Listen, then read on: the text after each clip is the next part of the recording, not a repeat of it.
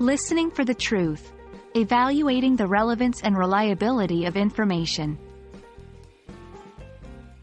Hello everyone, and welcome back to our series on improving your English listening comprehension skills. Today, we're tackling an incredibly important topic: evaluating the relevance and reliability of the information you hear.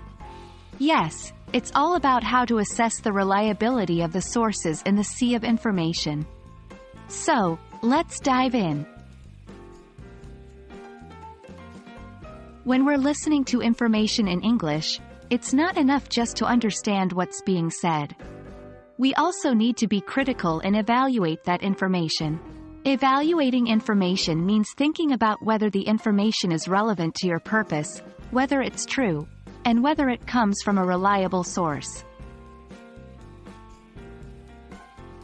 Relevance is all about whether the information you're hearing is connected to your goal or purpose. If you're listening to a podcast about cooking, but your goal is to learn about sports, the information in that podcast is not relevant to you. Always ask yourself, does this information help me with my goal? This is where it gets tricky. Not all sources are created equal. Reliable sources are ones that provide accurate, unbiased, and trustworthy information. These are often experts in their field, reputable institutions, or established media outlets. On the other hand, less reliable sources might provide information that is inaccurate, biased, or based on opinion rather than fact. Be careful with these. So, how can we assess the reliability of a source? Here are 3 key strategies. 1. Check the speaker's credentials. Does the speaker have expertise in the subject they're talking about?